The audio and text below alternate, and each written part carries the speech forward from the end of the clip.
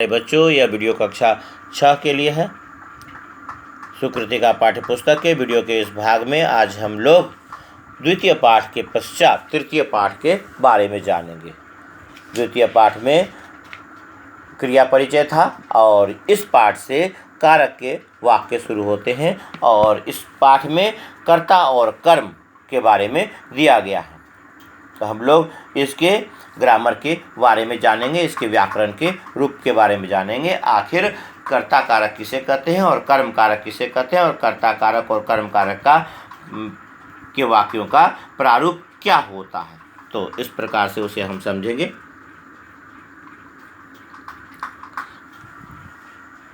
कर्ता कारक, जब वाक्य में कर्ता और क्रिया हो तो क्रिया को करने वाला जो शब्द होता है उसे कर्ता कहते हैं।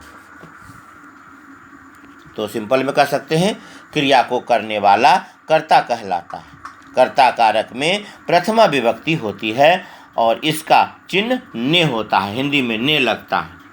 ने सब जगह नहीं लगता है, लेकिन यह भूतकाल में ने का प्रयोग होता है और ने इसका कारक का चिन्ह है। जैसे बालकः पठति, बालकः में जो विभक्ति लगाई गई है यह पहली विभक्ति है और इसको प्रथमा विभक्ति के नाम से जानते हैं। यहाँ बालक काम को करने वाला शब्द है, इसीलिए बालक क्या है, कर्ता है। और अतः जो मात्रा इसमें लगाई गई है वह प्रथमा विभक्ति की मात्रा है।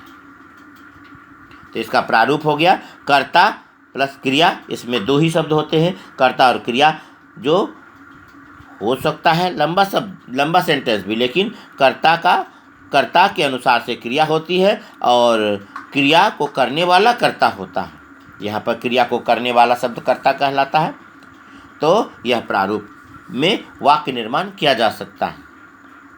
दो शब्दों से भी वाक्य निर्माण होता है। इसके बाद दूसरा टर्म आता है कि कर्म कारक। जब क्रिया का फल कर्ता को छोड़कर अन्य जिस शब्द पर पड़े, तो कहने का अर्थ है कर्ता और क्रिया के अलावे मध्य में कोई अन्य शब्द हो तो, और क्रिया का फल कर्ता को छोड़ करके उस अन्य शब्द पर पड़ रहा हो तो उस अन्य शब्द को कर्म कारक कहते हैं। और कर्म कारक में द्वितीय विभक्ति होती है। जो विभक्ति लगाई जाती है वह द्वितीय विभक्ति होती है, दूसरी विभक्ति होती है। इसका जो है चिन्ह वह को है, हिंदी का चिन्ह को है। अब जो वाक्य लिए थे बालकः पठति, इसके मध्य में अगर पुस्तकम लिखते हैं तो बालकः पुस्तकम पठति, तो यहाँ पर पठति क्रिया का फल बालक पर न पढ़कर पुस्तकम पर पढ़ रहा है, पुस्तकम शब्द पर पढ़ रहा है। इसका फल इस पर पढ़ रहा है, बालक पर नहीं पढ़ रहा, इस पर पढ़ रहा है। तो यह पुस्तकम पर पढ़ता है, इसलिए पुस्तकम कर्म कारक है। तथा इसमें जो अम की मात्रा लगाई गई है वह इसकी दूसरी विभक्ति की मात्रा है और इसी को दूसरी विभक्ति कहते हैं। तो कर्ता कारक प्रथमा विभक्ति। अब पाठ के अनुसार से इसमें देख सकते हैं, पाठ में भी यह सारे जो वाक्य दिए गए हैं उदाहरण में, यह ब्लू कलर से दिया गया है और जो भी ब्लू कलर से इसमें दिया हुआ है, एतत् है, वनम है, खगः है, अश्व है, जीवा, यह सभी में कर्ता कारक की प्रथमा विभक्ति का प्रयोग किया गया है। और वाक्य और अर्थ उसके इस प्रकार से हैं, यानी एतत् किम, यह क्या। तो एतत् यहाँ पर कर्ता है, एतत् किम, यह क्या। एतत् वनम अस्ति, यह जंगल है। आप लिख भी सकते हो एतत् वनम अस्ति, यह जंगल है। इसके बाद है एषः एकः खगः कुजति, एक पक्षी, खग मतलब पक्षी होता है, चटका मतलब चिड़िया होता है। किताब में चहचहाता के जगह चहचहाती हो सकता है चिड़िया, लेकिन यहाँ चिड़िया नहीं कहेंगे। एक पक्षी कूजता है या चहचहाता है। क्लियर है। खग जो है यहाँ पर कूजने का काम करता है, इसलिए खग करता है। वैसे ही वन यहाँ पर मूल शब्द है तो वन यहाँ पर करता है। द्वौ अश्वौ धावतः, ठीक है। तो द्वौ अश्वौ धावतः, दो घोड़े दौड़ते हैं। दो अश्वौ धावतः, तो अश्वौ इसमें दो घोड़े अश्व कहने से भी 2 घोड़े का मतलब होता है, तो 2 घोड़े दौड़ते हैं, अश्व इसमें कर्ता है। विविधा जीवा क्रीडंती खादंती च। जीवा विविधा इसका विशेषण है, जीवा कर्ता शब्द है। जीवा मतलब जीव जंतु, विभिन्न जीव जंतु खेलते हैं और खाते हैं, तो जीवा इसमें कर्ता है। जीवा बहुवचन रूप है, अश्व द्विवचन रूप है, खगः एक वचन रूप है, वनम भी एक वचन रूप है, एतत् भी एक वचन रूप है। तो इस प्रकार से एक वचन, द्विवचन और बहुवचन में कर्ता के ये सभी रूप हैं, जिसमें प्रथमा विभक्ति का प्रयोग किया गया है। कहने का अर्थ है अह, औ, आह, यह इसका रूप है जो कर्ता कारक प्रथमा विभक्ति का रूप होता है। फिर है कर्म कारक द्वितीया विभक्ति। ऐसा बालक किम करोति, यह लड़का क्या करता है। किम करोति करता क्या है, तो किम के लिए जो जवाब आएगा वह कर्म कारक का होगा। यह लड़का क्या करता है, तो इसका जवाब आता है ऐसा बालक पुस्तकम पठति, यह लड़का क्या पढ़ता है, पुस्तक पढ़ता है। तो यह पुस्तकम जो शब्द है, यह पुस्तकम शब्द कर्म कारक का शब्द है। किताब, यह किताब जो है कर्म कारक है। इसके बाद द्विवचन का वाक्य लेंगे, एतौ बालकौ किम कुरुता, ये दोनों लड़के क्या करते हैं। तो यह क्या के बदले जो जवाब आएगा पुस्तके, वह होगा कर्म कारक का। तो एतौ बालकौ पुस्तके पढ़ता, ये दोनों लड़के 2 किताबें पढ़ते हैं। ये जो 2 किताबें हैं यह कर्म कारक का शब्द है, द्विवचन में भी हो गया। तो पुस्तकम पुस्तके। इसके बाद एते बालका किम कुर्वन्ति, ये सब लड़के क्या करते हैं। एते बालका पुस्तकानि पठन्ति, ये सब लड़के किताबें पढ़ते हैं। यहाँ पर वो सारे वाक्य लिखे गए हैं, तो मैंने यहाँ हिंदी के साथ में इसको लिखा है, आप इसे देखकर लिख सको ताकि, और यहाँ पर मैं रोक भी दे रहा हूँ, आप इस वीडियो को रोक करके लिख भी सकते हो। तो एते बालका पुस्तकानि पठन्ति, ये सब लड़के किताबें पढ़ते हैं। तो यहाँ पर जो पुस्तकानि है यह शब्द कर्म कारक का शब्द है।